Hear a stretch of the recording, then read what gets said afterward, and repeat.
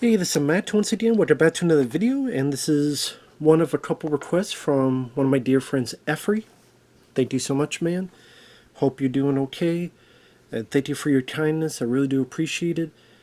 For those interested in requesting any type of videos, movie reviews, re-reviews, random thoughts, streams, commentaries, tier lists, rankings, whatever the case may be, feel free to send it either directly to my PayPal. I do have a CashApp as well.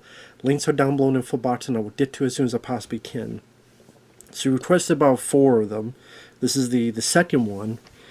And this is a review of The Dark Side of Comedy, Andrew Dice Clay, which I had not seen this.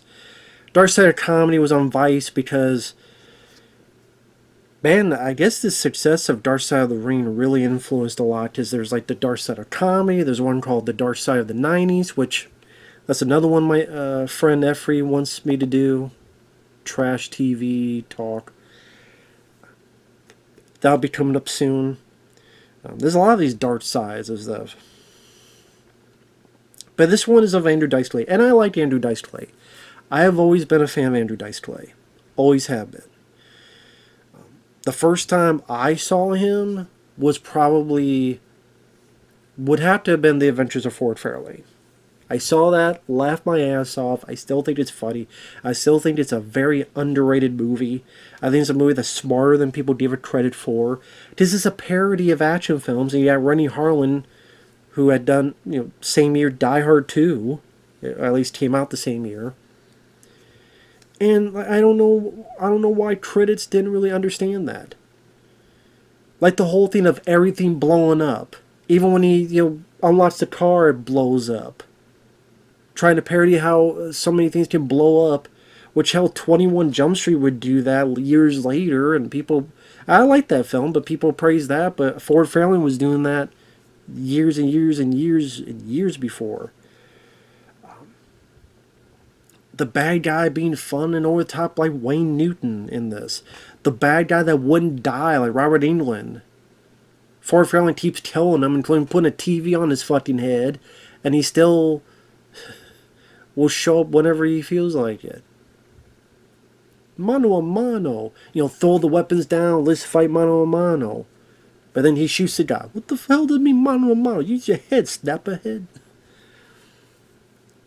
When the act of the film where someone they know or someone that's at their house has been killed, in this case it's a fucking koala bear that he got as a gift because he's a rock and roll detective, and the rock stars are weirdos, and then, it's got to have a happy ending. So at the end, when he wins this lottery from the phone thing contest, and that's it. He wins a phone contest, and everybody's on this yacht, and then there's the koala. He's like, "You wouldn't think we killed the fucking koala bear, did you?" To me, it's such a fun movie, and then I saw some of his stand-up, Brain Smasher, which was disappointing. And I've seen him, A Star Is Born. He was good in that. I haven't seen his Dice TV show. Was it on HBO or Showtime? Maybe HBO. I haven't seen that. But I think he was in that new Eddie Murphy film, The Pickup or something, with Pete Davidson. I never saw that film. I didn't get requested. I never saw it. But anyway, I liked Andrew Dice Clay. Yes, he had very shock humor. He was playing a character. He would say stuff that people laughed about to get a rise. Thomas had been doing this before. He just lit it up more so. Now, in this, the Dave Foley from Kids of the Hall, he narrates all this. These Dark Side of the Comedy ones. People interviewed Bobby Lee from Mad TV. Gilbert Gottfried, rest in peace, worked with Andrew Dice Clay on Ford Fairlane. Deborah Wilson, who was on Mad TV. I'm like, okay, Bobby Lee opened for Andrew Dice Clay. Why is Deborah Wilson interviewed? Paul Rodriguez, who knows a bit about Dice. And also like a bunch of losers, idiots, which Scott Thompson, Gloria Allred, this activist, a bunch of fucking whiny ass bitches is what I call them. And that's why I didn't like this at the end of the day, because it just pissed me off with the way they did this. It felt like woke snowflake bullshit. That's what it was. It was a woke snowflake bullshit. And it's funny with some of the people involved. I'm like, you sure you want to say that, dude? And like they'll put this horror music. I'm like, he didn't fucking murder anybody. He said jokes that you got offended by. When they talked about Dice, which again, I'm like, why don't you interview the guy? He's still around. He's still alive. Why not interview him and have him give his thoughts on these situations? So it talks about 1970s Brooklyn, and he watched Lords of Flatbush. I like that we got to see some of his early acts, like him doing the Nutty Professor and then being John Travolta. And it was cool to see that very early footage of those acts, those old bits. That was nice to see.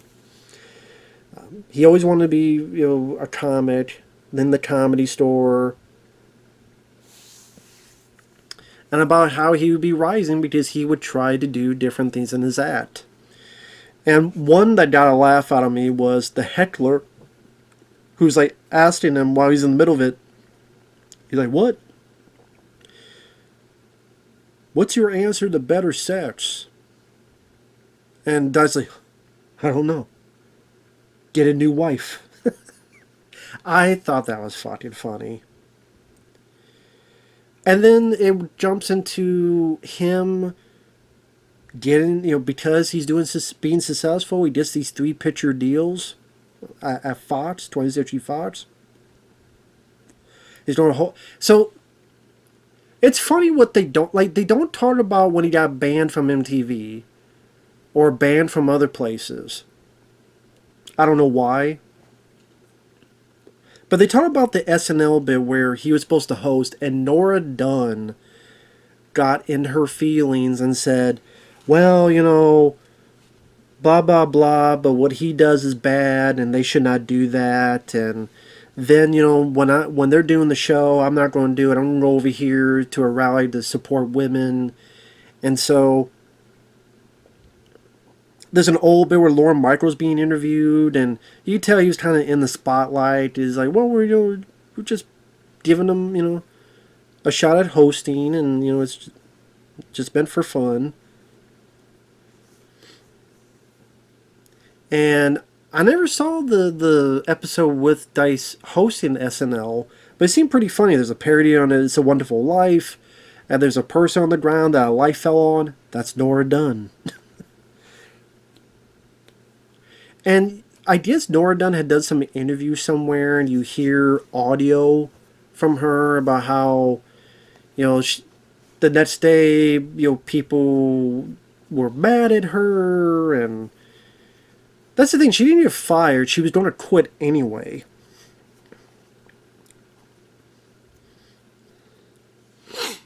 And one thing later on, I want to talk about Deborah Wilson, is later on, John Lovitz is talking at some convention. And I found audio, I don't know if I'll be able to include it, I'll try, from Kevin Smith's podcast where he talked with John Lovitz. And John Lovitz talked about how Nora Dunn, not a lot of people really liked her, and instead of just going to Lorne and saying, hey, I don't want to do the show, and he'd be like, okay. She went to the press. More show I want to talk about in this season, man, before we close it out. Oh, all right. Is the Andrew Dice Clay episode. That's the one where... Oh, Andrew Dice Clay? Yeah. Nora Dunn was like, she walked on the episode. Yeah, that was a load of crap. Well, what happened was he was playing stadiums, Andrew Dice Clay. He was playing 20,000 seat arenas. Fucking huge. And I know Andrew Dice Clay. He's a very nice guy. And he said, I want to create a character that can play like Elvis, but comedy and play stadiums. And if you look at his character, that's not him. He goes, John, you really think I don't like gay people? It's ridiculous. I love women. I love men. I don't care. He goes, that's the point of it. It's the character. He goes, it's an idiot. Mm-hmm. And it's a buffoon. And he's really mocking people like that. It's so over the top, huge character, you know. It's like an Archie Bunker kind of thing. Yeah, it's ridiculous. And it's funny, you know, and if you take it serious, well, at the time, people were taking it seriously.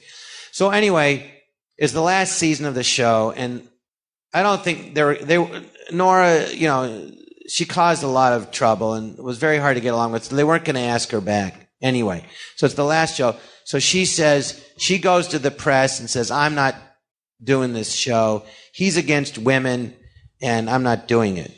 This is how the press works. So I'm telling you, I'm on the inside of this. They don't know this story. They don't know. It's like she's just doing it to get press. It's her last hurrah. They're not asking her back on the show. And if she had gone to Lauren first and says, I don't want to do the show because of him and he offends me, I'm not doing it, I guarantee you Lauren would have said, okay, you don't have to do it. He wouldn't have said that to anyone else, but to her, he'd have said, okay. But she didn't do that. She goes to the press. So he gets there. The next thing you know, everyone now, the National Organization for Women, they jump on the cause. This one jumps on the cause. They don't know what's going on. They don't know. This is why Nora's doing it. And they're doing comic relief, which they would do every year. They're doing it that Saturday. And Lauren's pissed about that because Saturday Night Live has to set their schedule like a year ahead. So they know, they go, why would you be right across the street at Radio City Music Hall doing a show right when we're doing a live show also, that you couldn't have done it this weekend or the weekend after? They could have, but they didn't. And then we're doing the show and Andrew's like, does nobody want to work with me? He goes like, what's going on? And we go, look, it's not you. Or it was the second to last show. Mm-hmm. And then we're going like, we're doing the show. And we're like, well, where's Nora? Oh, she's across the street doing press at Comic Relief. And I remember Jen goes, what the fuck? So we're all here doing the show. We look like idiots. Like we're against women. We're doing the show. And she's over there slamming the host this week. I mean, it was really bad. It was like betrayal and, you know, it's like, and by the way, you know, when Sam Kinison hosted, he did the show, he exploded. The next week they had him back to host the show. And I'm on the show and he goes, John, this is my friend Dottie. Dottie. Dorothy, short for Dorothy, Dottie. I go, oh, hello, Dottie. I go, Sam, Dottie, isn't that like Seika, the porn queen? Yeah. Oh, she's your friend? Yeah. Oh. Dottie. Dottie's there. Nora did the show there. All of Nora's characters, you know, Babette, Pat Stevens, they're idiot women. They're women that are idiots, you know, but she's for women. But Andrew Dice Clay, no, I can't work with him. So it just exploded. It was crazy. And you saw all these organizations jumping on, having no idea what's really going on. And we're all like, this is insane, you know, the press and everything. And the show was very funny. We did a spoof of Raging Bull, which he came up with, you know, that was very funny. And so we did the show. And then the next week was our last show, and Nora's back. And everyone they just wouldn't speak to her. She got the cold shoulder? Oh, yeah, like iceberg. And she kind of made it about herself. And John Lovitz, I mean, he stuck up for Dice. And in here, he's like, she was just a bitch. And then Deborah Wilson was like, well, if she's a bitch, she's a beautiful. I'm like, shut the fuck up, lady. And what's up with your goddamn nose and fucking nose ring? And I remember she did this thing where she was on Tiger Belly, Bobby Lee's podcast. It was like a Mad TV reunion. And she like would go on these, oh my God, these holier-than-thou tirades. I mean, she seemed like one of those woke snowflakes that used to be comedian, used to be funny. Now it's like, who the fuck are you? You're a nobody. And there's a lot of people that are like, who the fuck are you? Like this guy, Scott Thompson. Who the fuck is he? He's a comedian, apparently. You should give him that spot in SNL. And, you know, I wouldn't be in that crowd in stadiums. Well, no one fucking asked you. And guess what? I bet you never had any fucking stadiums to sell out. You say he's a has-been? You never was, motherfucker. Who the fuck is Scott Thompson? No one knows who the fuck he is. I never heard of him until he was on this fucking program. I mean, yeah, my feelings I had, my pussy hurts. Then powder your pussy and get the fuck out. Same with this other guy. I don't know who the fuck this idiot was. What I'm saying right now is shaping your future. And when people who watch his show, it's about conditioning and the neuroscience. And when they listen to him do his act, they're conditioned to think that way. Listen, I listened and watched a lot of fucking Andrew Dice Clay back in the day. I have never once went up to someone who's gay and bashed them. I make jokes about everybody. That's what you comedians do. How comedians nowadays, if you vote for the person you don't like, they'll tell you you're a fucking Nazi. I'm like, well, where's the joke? Well, it's not a joke. And I don't even like that fucking president. But I don't like the other side either. The higher up, I've done on tirades about it. I'm not a fan of any politicians, because I think all politicians are full of shit. But I'm not going to hate someone because they're Democrat or Republican. I'm neither. I'm also not going to hate someone who's gay or whatever. People make fun of everybody. There's plenty of straight white guys I made fun of. Steven Seagal is probably the number one guy I made fun of the most. Because he deserves it. I wasn't conditioned to do that. Well, because I cuss? Because I call you an idiot?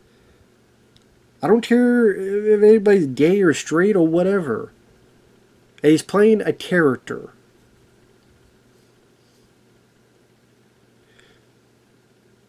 Here's a funny thing. I didn't mention this because there's a review coming up of the Eddie Murphy documentary, which it was okay. It was fine, but they left stuff out, and it's superficial, and that's my dinner getting ready to be cooked.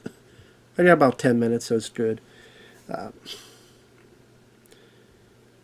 It's one of those things, though. I find it funny that in that.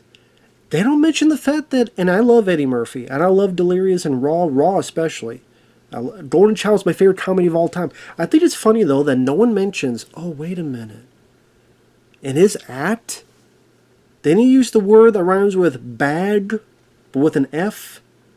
And about Mr. T and all this other stuff?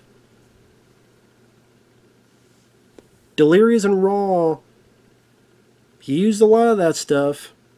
I think nowadays Eddie Murphy regrets it, which I'm like, dude, you're making jokes, okay? You may.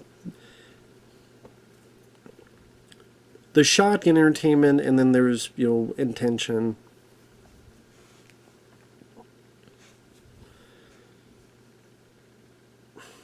I mean, how many times do Richard Pryor, them made fun of white people? I didn't take offense to it, with the way they talked.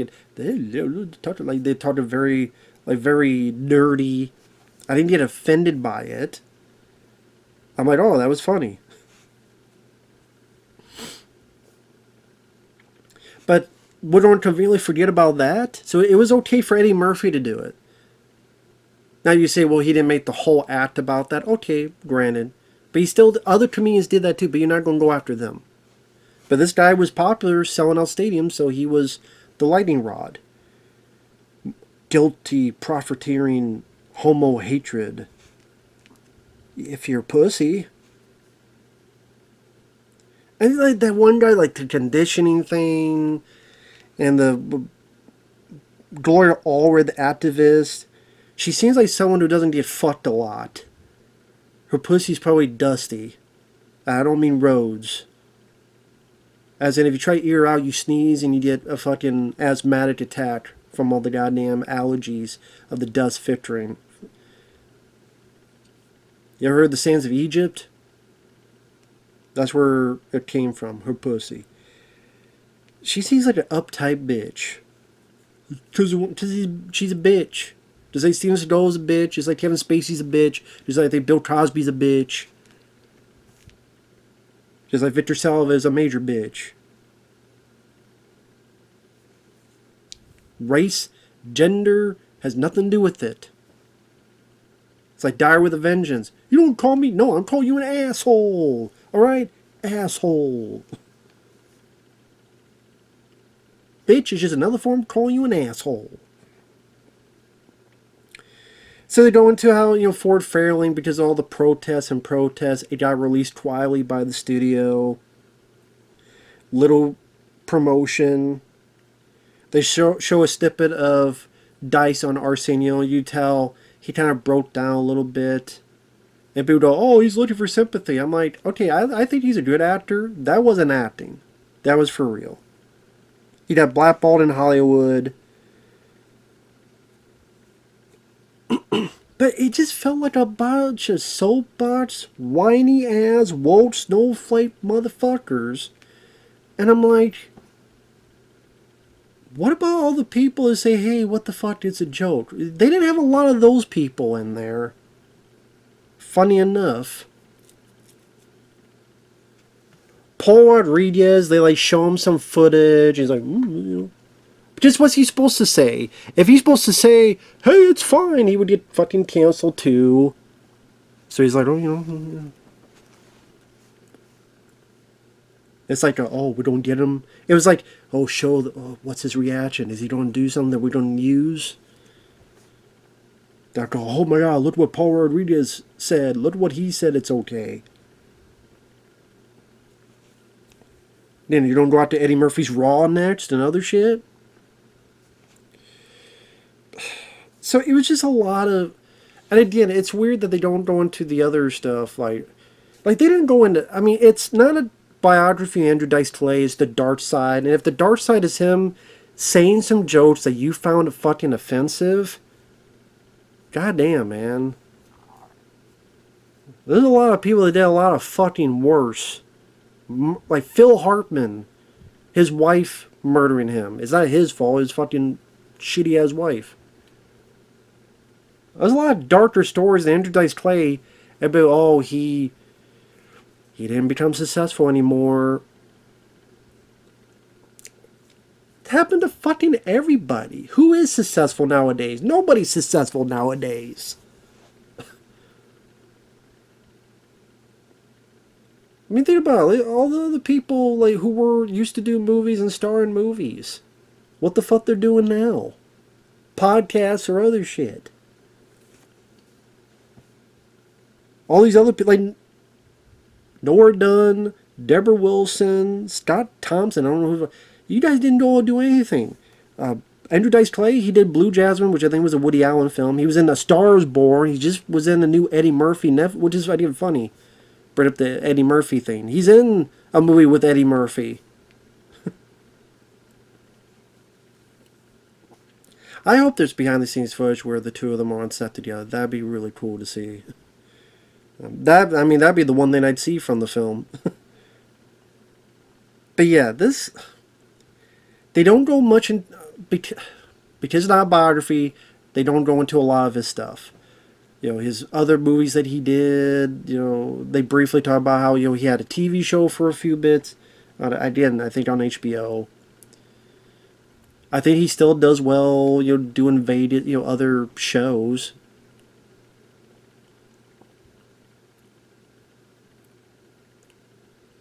And, yeah, a bunch of fucking pussies. And Bobby Lee, he's like, now, Grant, I don't agree with what he said, but I'm like, dude, you have no room to fucking talk. You tell a fucking story about Tijuana. I'll just say this, the Tijuana story. I'm not even going to tell the story. Just look up Bobby Lee Tijuana story, read up about it, and then you'll go, Bobby, you have no room to fucking talk. You also were one of those comics that went to Saudi Arabia and took the fucking blood money. So, and Bobby Lee even admitted that they were going to do a dark side on him. And the compromise was, well, which seems kind of like blackmail, the way he told it. And here's the thing, I like Bobby Lee, like a lot of his Bad Friends episodes, but, you know, as a person, I don't know. That's me separating the art from the artist, which, yes, I can do sometimes. Am I big on him as a person? Probably not. As a talent, yeah. But he told a story about how, well, Darkseid, they said they don't want to do an episode on you.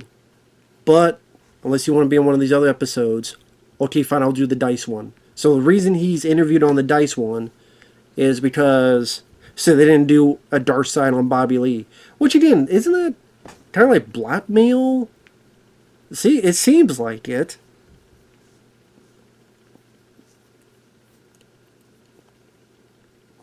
But I'm just saying, Bobby Lee, you have no room to talk.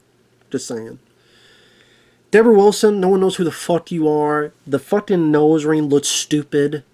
Get rid of it. And stop being this, oh, I'm offended by everything. You're a fucking comedian. Grow a pair. Scott Thompson, I don't know who the fuck you are, and I don't care. You're irrelevant then, irrelevant now. The fucking wannabe guru, maybe you should go find Miss Cleo in the afterlife in terms of don't do a fucking seance with your neuroscience or whatever the fuck. Maybe your new neuroscience to be with, hey, Miss Cleo was a psychic, so she may be in the afterlife, but maybe she could contact you and have some neuroscience, Scientology, pseudo, bubble fuck, whatever, and talk about more about your conditioning. You conditioned me to be pissed off at you. That's what you conditioned me, okay? That's the only conditioning I have is you making me fucking pissed. I'm like, oh my fucking god, what the fuck? And then Gloria Allred, get laid, dust that pussy off, and find someone to fuck. And maybe, because the whole time it's like, I'm like, Jesus fucking Christ. Do you have a husband? Has he hanged himself now, or is he going to do in the future? But yeah, Andrew Dice Clay, he was funny. His comedy was funny. If you can't take the joke, if you don't have to like it. But the treat like it's some goddamn murder is ridiculous. Get the fuck out of here. Other comedians did it and you didn't do shit about it. Cancel culture bullshit is what it was. Even back then. So, with that said, it was nice to see the little bits of old school Andrew Dice Clay. I don't know why they didn't interview him. He's still with us. Gilbert Gottfried didn't have a whole lot to... maybe he recorded more and they cut it all out, but he didn't get to say a whole lot. There's a little bit you did see Gilbert doing like an impression. That was pretty funny. But let me hear more. Hell, you should have gotten John Lovitz on here. But it's like they wanted to film more of a different narrative of this was bad, and it's like, whatever. So, Andrew Dice Clay is cool. This program sucked. Fuck this program. So we'll see you guys later. Bye-bye for now.